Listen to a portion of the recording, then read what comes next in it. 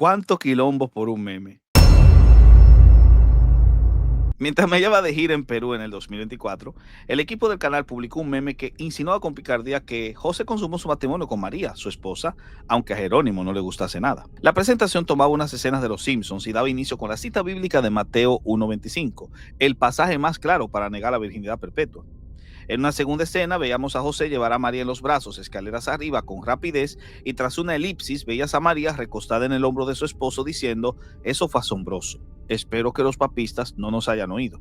En un primer plano veíamos llorando a Jerónimo, en el siguiente a Ligorio y en el último a Tomás de Aquino. Por supuesto que para los papistas más recalcitrantes esto fue el colmo. Exagerando el sentido del meme, han mantenido relaciones sexuales y dicen, hicimos mucho ruido, ojalá que los católicos no nos escuchen. se rasgaron las vestiduras y me acusaron de todas las cosas. El meme que hizo este teólogo, entre comillas, Esto es obra del diablo mismo. un mensaje de odio. Y esto es mal gusto. Un mamarracho. Es un mamarracho, sí, sí. Y aparte, Me gusta el choto paraguayo. De una escena de los Simpsons. De hecho, fue en aquel contexto que Alarcón me hizo la llamada a traición, aprovechando que había indicado estaría dictando conferencias en un colegio con el fin de hacerle ver a su audiencia que no quise tomar la llamada por cobardía. Santi, hazlo más creíble. Después, claro, el juicio divino haría que recibieran un trago de su propia medicina. El teólogo no me respondió. 3:15 de la tarde me dice, ¿qué pasa, bro? Te estoy esperando en el canal, ¿subirás? Recuerden que yo le dije a Edgar que tenía, cuando él subió en vivo, yo le dije que tenía una determinada cantidad de tiempo para charlar, porque tenía cosas que hacer. ¿Se acuerdan que yo te dije, tengo cosas que hacer? Bueno, claro. Deja de ser hipócrita, deja de ser caradura hipócrita. Yo ya había avisado que estaba ocupado, que tenía cosas que hacer. ¡Qué raro! Yo ya había avisado que estaba ocupado, que tenía cosas que hacer. ¿Por qué no entras ahora? Y te daré tiempo para que te prepares bien. Como todos ya saben, estoy de gira y estamos a full con actividades. Te dije, tengo cosas que hacer. Bueno, claro. Yo ya había avisado que estaba ocupado, que tenía cosas que hacer. Te dije, tengo cosas que hacer. Bueno, claro. Ya basta, por favor. Pero volviendo al tema, la reacción no solo fue de los garroteros, sino también gente de nuestro pueblo. Hasta Jonathan Ramos y Jesse Prado me escribieron molestos por la situación. De hecho, al ver la publicación, traté de pensar en zapatos ajenos y recordando lo que habíamos dicho sobre los memes en otra ocasión. Hagan un buen trabajo, háganlo con caridad y amor cristiano, sin dejar de usar la ironía y el fino sentido del humor. Decidimos eliminarlo por respeto. Sin embargo, esto no acabó con los mensajes hirientes y de atropello. El usuario GIF Porto Blanco me calificó de bajo y ridículo. Benjamín Suazo Poblete afirmó era yo un desubicado. Pero el que más me gustó fue Andrés Vaca. En serio, se llama Andrés Vaca, quien me tildó de irreverente y mofador. Pero no se crean, también algunos mojigatos dentro de nuestro pueblo salieron a lucirse hablando de no herir la sensibilidad de otros. Lo que mucha gente no sabe es que días después el dichoso meme fue republicado por Charles Giovanni Fuentes en su canal de Facebook. ¿Y saben qué pasó? Exacto. Los mismos mojigatos volvieron a salir tildándonos de ofensivos, indecorosos y en otro lugar faltos de amor, imprudentes y sobre todo condenables. Ahora bien, ¿por qué armaron este quilombo?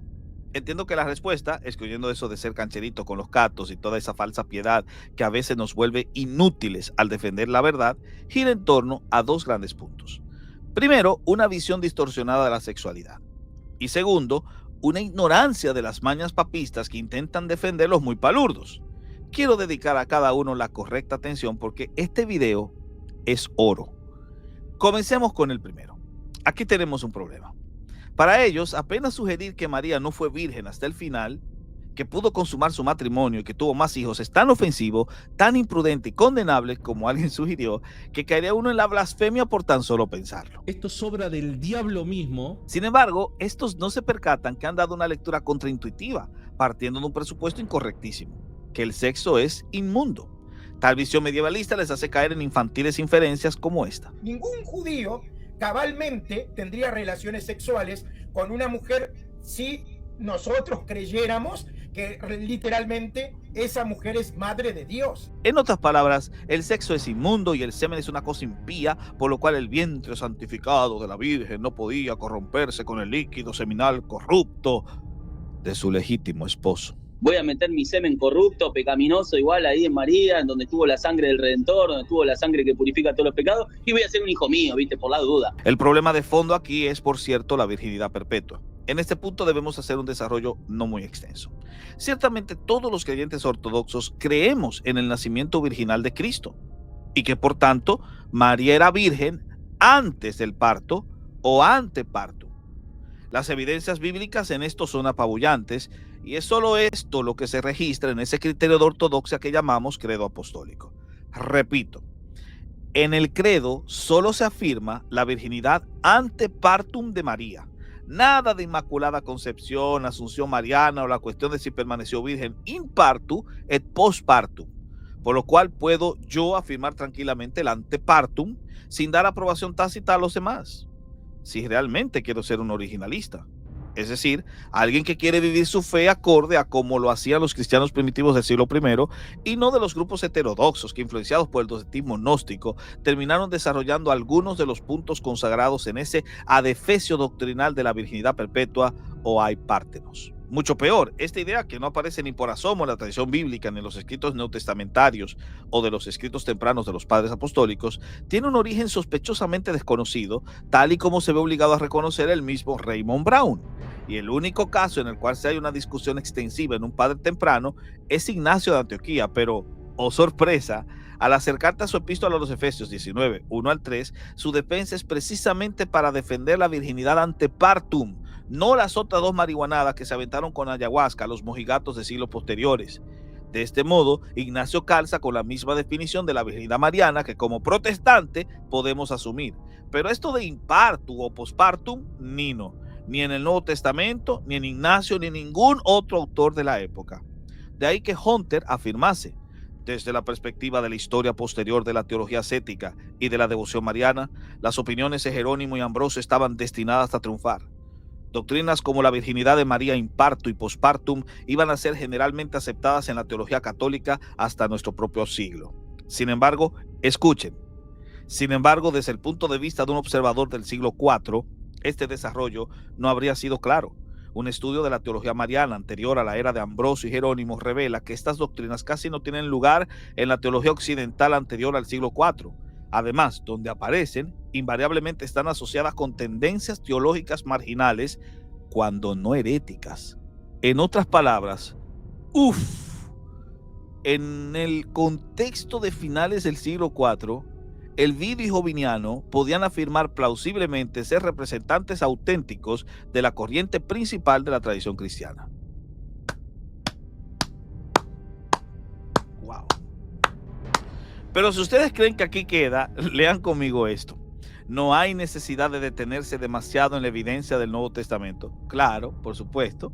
Y es que existe un acuerdo universal en que el Nuevo Testamento no hace ninguna declaración explícita, ninguna, sobre la virginidad de María in partu o postpartum. De ahí que la enseñanza del nacimiento virginal que hay en Mateo y Lucas es lo único neotestamentario que tiene la virginidad mariana. Y aún así, esa doctrina, que repito, aceptamos sin problema, no tuvo tanta importancia teológica antes del mediados del siglo II. Y esto es lo que afirma un erudito de la talla de David Hunter. Entonces, si no fue de los escritos tempranos, ¿de dónde vino todo este quilombo del imparto y postpartum?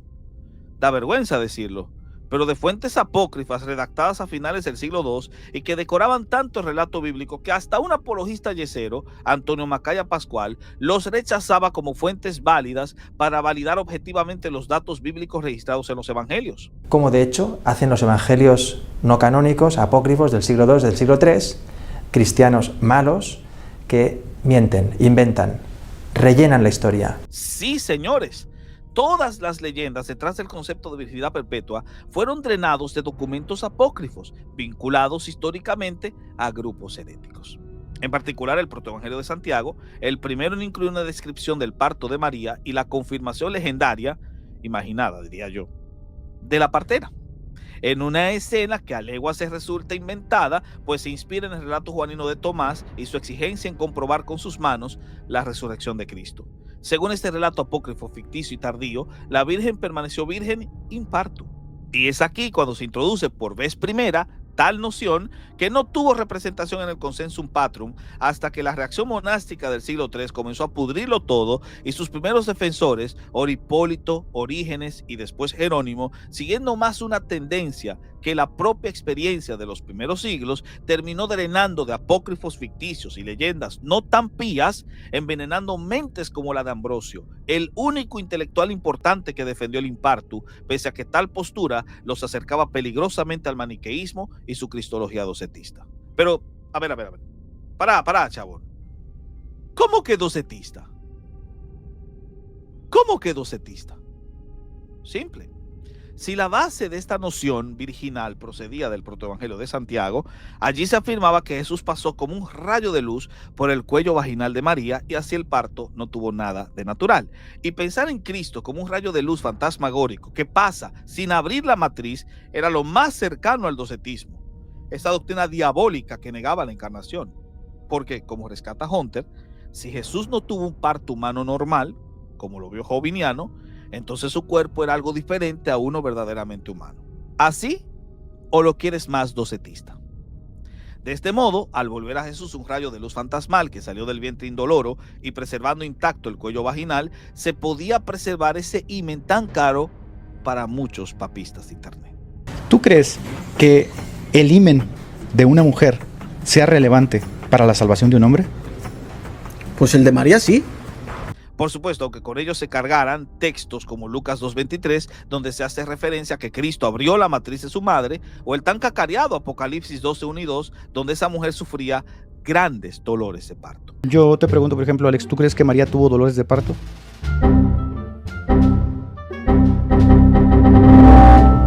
Eso no es algo que, digamos, sea como tal dogmático. El asunto de si tuvo dolores o no es algo dogmático, tú lo sabes bien. Pero estás acercándote al texto y el texto en su primera impresión dice que esa mujer tiene dolores de parto. Claro. Aunque esa mujer tiene dolores de parto. ¿María tuvo dolores de parto o no tuvo dolores de parto?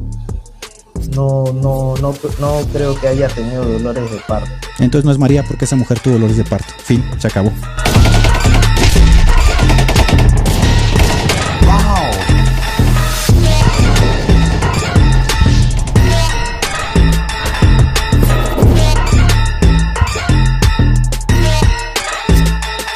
Pero claro, ya los escucho decir que Joviniano era un hereje, por lo cual es una base incorrecta para poder afianzar mi punto. Primero, esto no afecta en nada a mi argumento porque basar una doctrina en un apócrifo como el protoevangelio de Santiago resulta un disparate mayor. Y segundo, si bien Joviniano fue condenado en algunos sínodos, su tesis de que Virgo concepit sed non Virgo generavit, María concibió siendo virgen, pero no dio a luz siendo virgen, no fue condenada ni por Jerónimo ni por Ciricio. Solo Ambrosio la enfrentó. ¿Por qué? Otra vez Hunter. Porque ni Ciricio ni Jerónimo encontraron que la negación de la virginidad de María in partu fuera ofensiva. ¿Cómo? ¿Y por qué? De nuevo, porque no era ampliamente aceptada. Guay mi mai. Y esto es claro, ya que será para Constantinopla II, el 553, cuando se consagrará el Aipártenos, y la triple explicación del antes, durante y después del parto se asumirá mucho más tarde, en el 649, en un concilio local por el Papa Martín I. Demasiado tardío para cumplir las reglas de Lenin. Así que recapitulemos. La virginidad de María ha sido entendida en tres momentos clave: antes, durante y después del parto. De estas, todos los cristianos estamos de acuerdo en que María era virgen antes del parto. A esto nos dirige la evidencia bíblica y patrística más temprana. Esto del durante y después fue más un asunto tardío, drenando de documentos ficticios y apócrifos desacreditados que replicaba una cristología trucha e impulsada por una tendencia mojigata más que guiarse por una lectura natural de los textos bíblicos. Y luego asimilada en sínodos locales y concilios demasiado tardíos y sin verdadero carácter ecuménico. Bástese leer las críticas dadas ya en su tiempo a Constantinopla II y lo peor, al no sostenerse bíblicamente, los argumentos a dar son malísimos. Por ejemplo, Tomás de Aquino, con todo el respeto que le merezco, no provee buenos argumentos en contra. Lo único que se atreve a usar como un pobre cadáver de respuesta es: acéptalo porque nos resulta adecuado. Qué soberana petición de principio. Mientras que Gregorio de Niza y el mismo Agustín, que si lo dejamos vivo terminaría retractándose, afirmaron que Lucas 1.34 debía entenderse como un voto de virginidad perpetua que María había hecho. Permítanme reírme, por favor. Si esto es así, ¿por qué rayos ella estaba desposada con José? Repito, desposada. Entonces, si debo aceptar esa novedosa lectura de Lucas 1.34, pongo a Lucas en contradicción no solo consigo mismo, sino también con Mateo 1.18, a lo que debe llegar el engaño para poder afianzarse. No, por favor. Por tanto, tales ideas para defender el imparto y el posparto no pueden corroborarse con la Biblia. Antes bien son contradichas por Mateo 1.25 con el hasta, una partícula temporal de fin, tanto como lo es en Mateo 23.35, y con el cual el papista choca con la realidad, por más maromas eisegéticas que quiera dar para torcer este pasaje. La Biblia dice que no tuvo relaciones hasta que Dios habló de su hijo. No está diciendo que después sí, está diciendo... Eran 6 motoristas que eran motos, mientras que chocaban un coche de... Era un chofer que se llama Marcos. Y ya no tuvo más... Mayonesa McCormick. Esto no es más que un problema de fondo que solo afecta al papista, pero a mí ni me inmuta, ya que no estoy vinculado a creer estos dogmas marianos, salvo el nacimiento virginal. De ahí que siendo un laico, Alarcón no puede llamar blasfemo a otro cristiano que no está vinculado a dogmas sicaristas.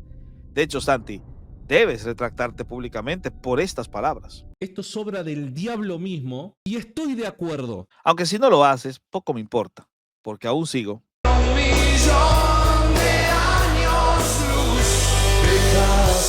O mejor.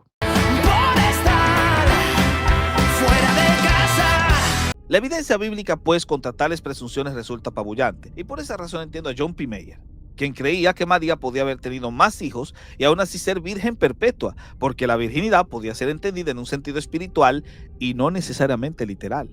Esto sin duda neofitones como Lucho y Alarcón no se lo podrían esperar, ya que en su vida sabrían, hasta que vengo yo y los educo, que hay líneas teológicas en ICAR que podrían rendirse ante lo apabullante de la evidencia y reformular este dogma tardío, agregando que María es virgen perpetua en términos morales, aunque haya consumado su matrimonio con José y tenido más hijos. Resulta extraño, pero no descabellado. De ahí que el meme aquel no resultaría ofensivo para Brown o Mayer y muchos otros líderes obispales, salvo generarles una pícara sonrisa.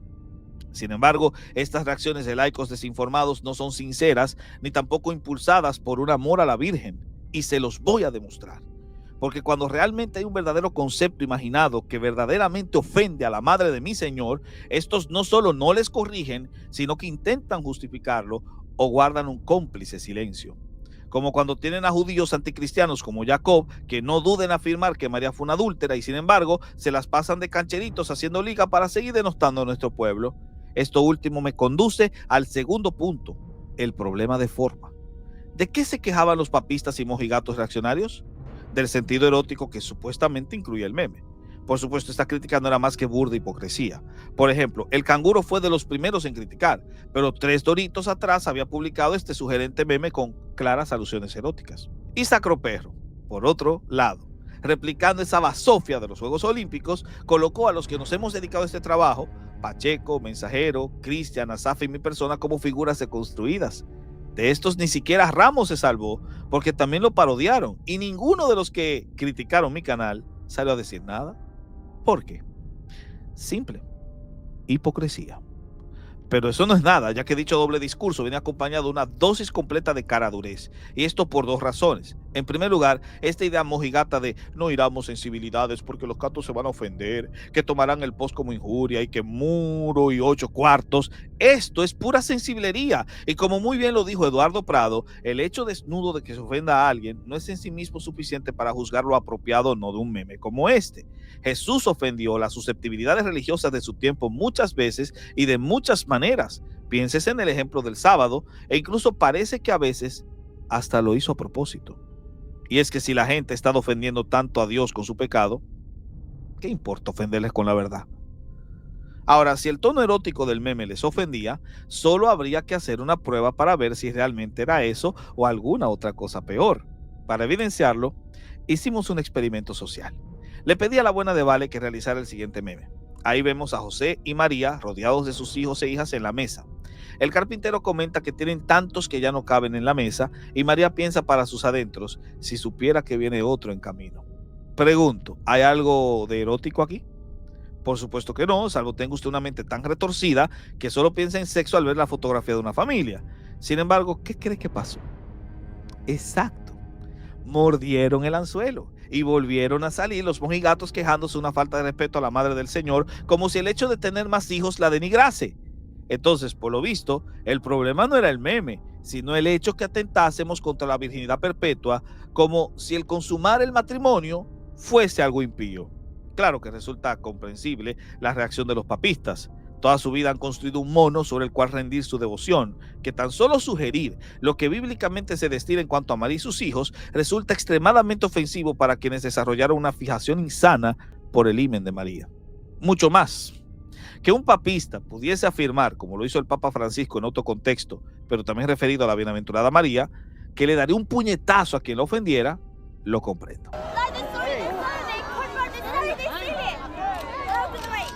Pero la pregunta importante es esta: ¿realmente tendrán ellos razón de enojarse o indignarse? ¿Realmente, objetivamente y delante de Dios, es ofensivo pensar que la madre del Señor tuvo una vida conyugal que incluía relaciones sexuales placenteras con José? Si la respuesta es no, me parece que queda muy claro que los catos se ofenderían. Sin razón, pues ellos solo piensan que una vida sexual como la que llevaban otras mujeres judías piadosas de su tiempo es algo impensable para María y en los papistas más platónicos, hasta malo en sí mismo. De hecho, ¿recuerdan lo que pasó con Guido Rojas? Quizás no se enteraron, pero una vez él ofendió a estos mojigatos de cuarta, nuevamente sin que ellos tuvieran verdaderas razones para ello, al mostrar una obra de arte, no de mal gusto, pero que ilustraba una María doliente en su trabajo de parto. Como ven, la polémica que generó Guido fue por mostrar la foto de la pintura hecha por Natalie Lennart, pero también por inclinarse a una de las opciones que no están definidas por el magisterio, la cuestión de si María tuvo o no dolores de parto. Increíble. Esta gente peleándose contra Guido y defendiendo una postura que a su magisterio ni le va ni le viene. Y el problema, créanme, no es por el morbo. De hecho, no hay sujeto más morboso que Sacroperro, Santiago Raíces en las Patas, el cobarde de Alarcón y el idiota de Luchito. Fíjese, por ejemplo, como bien destaca Eduardo Prado, en el protoevangelio de Santiago, donde esta gente ha sacado casi todas estas locuras marianas, el autor de Tendencias Gnósticas no escatima detalles para describir cómo una matrona certificó la virginidad postpartum de María tocando su himen hasta que la mano se le pudre. Tal imagen, aunque molesta para algunos, no causa estupor pese a lo grotesca que resulta. Y sin embargo, el escandalizarse por eso es necio. De hecho, Alarcón pretendía hablar por todos los protestantes sin saber que referirnos a la consumación del matrimonio entre José y María para tener más hijos es de lo más común entre nosotros. Bástese leer a Francine Rivers o Radan Gruger y te percatas que pensar en José y María como una pareja normal, rodeada de los hijos procreados por ambos, es de lo más común. Incluso este retrato de un José anciano con hijos de un matrimonio anterior presente en apócrifos ficticios e inconsistentes ha sido superada y podemos ver películas como La Natividad, donde José ha sido representado por un jovencísimo Oscar Isaac, por no decir en otros films y series relacionados. Así que Alarcón, mientras más hablas, más te subes la falda para que te vean las enaguas. No obstante, el verdadero punto donde estos tipos muestran su cara durez es en este segundo sentido. Las imágenes religiosas de la iconografía occidental vinculados a lo que se conoce como la Lactatio Bernardini. Uf, esto no se lo esperaban los mojigatos que reaccionaron al meme aquel. Sin saberlo, ellos mismos se convirtieron en meme para sí mismos. Pero, ¿qué es la Lactatio Bernardini? Una experiencia en la cual San Bernardo de Claraval afirmó haber sido amamantado por la Virgen. Aunque no lo crea, este tipo de experiencias se replicaron de la forma más erótica posible hasta caer en las escenas más impúdicas como las de San Pedro Nolasco, Santa Clara de Asís, quien se pegó a las tetillas de Francisco de Asís para recibir su... o el caso de... ¿Quién, Pacheco? Estaba en proceso de canonización Luca Picaretta. Cuando tú lees los escritos de Luca Picaretta, literalmente te habla de felaciones con Jesús. Estoy al borde del abismo, señor. Venga. Me voy a tirar, Hazlo. Lo sé. Suena grotesco, pero esto es laicar. Y si tiene usted los oídos sensibles, debe tratar de ser más fuerte porque la cosa se vuelve mucho más rara y las experiencias incluirán sexo lésbico y homosexual entre monjes y monjas quienes, al suprimir su sexualidad, terminaron sublimándolas y creyeron tener relaciones con Cristo mismo.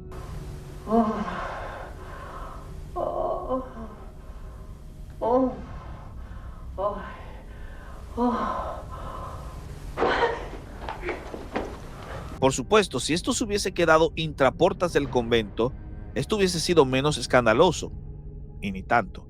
Pero el problema es que los tontos terminaron trayéndolo al arte. y plasmaron en el lienzo esta parafilia conocida como lactapilia, un trastorno reconocido en el CIE-10 y el DSM-5, y produciendo con ello una serie de obras religiosas dignas de un Mario Salieri, el Kama Sutra o Guión del Tucho, tan explícitas que al mostrar en nuestros canales estos tíos avejentados pegados a las gomas de María, hizo que hasta el padre Juan, señor ortodoxo, lanzase un válgame Dios. En mi vida he visto una cosa yo así, ¿no? Un dardo de oro largo, y al fin del hierro parecía tener un poco de fuego, que me metía por el corazón y que me llegaba hasta las entrañas. Sin embargo, ¿qué hicieron los garroteros? ¿Se rasgaron las vestiduras como hicieron con el meme inocentón y no tan explícito? Ah, no, claro que no. Más bien intentaron vanamente justificarlo. Luchito, contra todo el testimonio de la época, trató de darle un sentido espiritual que no tenía y lo aplaudió. Lo aplaudió, él muy zángano, para luego acusarnos de tener la mente cochina. Pero ¿por qué tendría que ser un problema? Que le chupe las tetas a María. El tema es, ¿qué significa eso? Espera, ¿qué significa? ¿Qué barbaridad? Yo que soy protestante, digo que esa es una aberración a la Madre del Señor. Esa es una aberración a la Madre del Señor. ¿Cómo voy a tener la mente podrida? Si tú tuvieras una esposa que otro fulano le chupe las tetas, ¿cómo va a ser una mente podrida? Ridículo, eso es adulterio. Yo creo que muchos ya vieron por ahí el meme que hizo este teólogo, entre comillas, de la Virgen María y José. ¿Qué piensan ellos de ese retrato? Pero ¿por qué tendría que ser un problema? ¿Qué? Que le chupe las tetas a María. El tema es, ¿qué significa eso? ¿Qué? Hermanos, lamentablemente, hasta me da cosa tener que, de alguna forma, ilustrarlo. Pero ¿por qué tendría que ser un problema? ¿Qué piensan ellos de ese retrato? Este teólogo, entre comillas. Aquel que no responde. Señor. Pero hipócritas. Pero todo este quilombo, Luchito simplemente lo fue improvisando sobre la marcha. ¿Por qué? Obvio, porque nunca en su vida se había enterado de este tipo de bazofia. ¿Sabes por qué se enojan? Porque no estaban al tanto de esto. Porque son ignorantes. Ahora que ha salido a la luz y que lo hemos estado retomando, no saben de verdad cómo defenderlo. El Mondongos, por su parte, quería ser rociado con esa leche. ¿A ti te gustaría ser rociado con la leche de la Virgen? Si es para bendición, claro que sí. No? Ya, se acabó esta vaina, ¿no? Ya, corta, corta, corta. Corta, varón, corta. Te van a crucificar tus amigos, te van a crucificar, varón. Apágalo, Otto. Tienes 45 años, Clemente. ¿Cómo vas a salir con que quieres que la Virgen te chorree leche de sus senos? ¿Y qué está de mal que me rusee con leche así para ver? Corta ya, Clemente. Vete, te van a crucificar. Vete.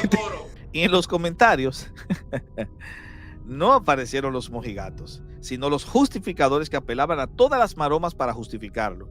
Que esto era símbolo de sabiduría y gracia, o que nuestra mente cochina, o que cualquier cosa con el fin de no alarmarse, porque estas imágenes ofensivas y morbosas debían ser comprendidas y hasta lamidas acorde con el Dessinger 656, porque las hicieron papistas, y muchas se hallaban en templos religiosos como esta de Ignacio Chacón y el San Pedro Nolasco, pegado a los pechos marianos.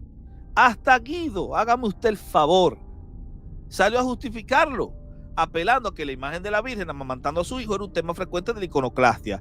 Y por ahí, en uno de los comentarios, salió este tipo hablando de la cueva de la leche como evidencia de un culto primitivo a los pechos marianos. El sesgo no tiene límite, señores. A ver, de que Jesús fuese amamantado por la Virgen, nadie hace un quilombo. ¿Hasta qué punto resulta decoroso representarlo en el arte sacro? Que es otra cosa. Sin embargo, la discusión no es esa, Guido. Lo que debes defender es cuán correcto es que un tío se prenda de las gomas de María para succionar su sabiduría láctea y luego sea retratado en un cuadro con fines de culto. ¿Entiendes ya, licenciado? Así le hizo, así. Esto no tiene nada que ver con cuevas o con retratos de niños amamantados. Es un enfermo mental que hace de los senos objeto religioso. Y recuérdese que este énfasis en los pechos de una figura religiosa no es más que reminiscencia del paganismo. Pero claro, ahí no dicen nada. No ven nada malo en ella, ni ofensivo, o que soy estúpido por mostrarles esto, o hacerse de la vista gorda y quejarse por usar el eufemismo de gomas para evitar mencionar la palabra tetas, o senos, o pechos. ¡Oh, guías ciegos! Que coláis el mosquito y os tragáis el camello. Y pregunto, ¿dónde están Sacroperro, Raíces en las Patas o Alarcón, quienes se abalanzaron contra mí y me insultaron aquella vez? silencio total. Alarcón enfocado en debatir con mujeres y Sacroguarro lamiendo las heridas de Iracema. Pero aquí, convenientemente, hicieron silencio. ¿Dónde estaba el mojigato de Jovel y los demás? Nino. Entonces, ¿realmente estaban interesados en defender la honra de la Virgen o solo tenían ganas de molestar? Creo que lo último. Así que la pregunta sigue en pie para todos estos incompetentes. Primero, ¿condenan a los papistas que hicieron esta imagen? ¿Sí o no? Segundo, ¿están de acuerdo en que esas imágenes deben destruirse? ¿Sí o no? Espero sus respuestas, porque los tenemos agarrados de los cocos y no los dejaremos en paz. Aunque sé muy bien que oiré más el canto de los grillos en la noche que una respuesta bien marcada de estos tíos. Y es que esto solo es un episodio más del circo de caradurez e hipocresía que caracteriza a los papistas, porque esas imágenes que ellos llaman símbolos de afecto espiritual y devoción, nosotros les llamamos memes. Y si nos acusaron de que nuestra mente cochina nos hace darles un sentido morboso, ¡ay, por favor! Bueno, lo que es igual, nunca será ventaja. Y podría decir que no hay nada malo en creer que María consumó su matrimonio con su legítimo esposo. De hecho, mucho más impío es creerse que un Juan de los Palotes, viejo setentón y barbudo, se le pegó a las gomas. Porque Luchito, simbólico o no, eso sí es morboso. Por tanto, a causa de esta nueva situación y totalmente consciente de que los apologistas garroteros son unos bocazas que dicen defender el honor de la Virgen, pero cuando su propia iconografía les juega en contra, se callan y no condenan al Chacón o a cualquiera de los pintores del barroco como blasfemos, les diré que nos vale madre ya lo que digan, descarados, y colocamos el meme que se nos antoje y que la loca llore. Ah, y de este meme no pueden opinar nada porque lo único que le agregamos fue la letra. Pero la gráfica morbosa es cortesía de los pintores católicos romanos. Así que cualquier cosa, reclámenle a ellos. Y si no lo harán, dejen ya de romper las canicas y mejor vayan rápido a cumplir con el Décinger y besen rápido esa cochinada. Quiero informarles que cuando se dio la situación del meme aquel, un usuario llamado Agustín Stay 4289 había sido uno de los que dio su grito al cielo calificándome de aberrante. Pero ahora, revisando los comentarios para este video, descubrí con grata sorpresa que el hermano había abandonado esa mojigatería y sus ojos fueron abiertos.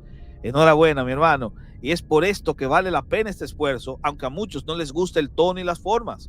Decimos la verdad y aunque nos volvamos la escoria del mundo, el desecho de todos, lo seguiremos haciendo, metiendo las manos en este lodo para que ustedes sean fuertes. Ganamos el desprecio, pero ustedes el honor. Nunca lo olviden. Porque cuando acaben los eones, recordarán que hubo quienes les amaron tanto que no solo les entregaron su tiempo, sino que se expusieron al odio de los idólatras y el menosprecio de los cobardes con el fin de comunicarles la verdad. Es cuanto.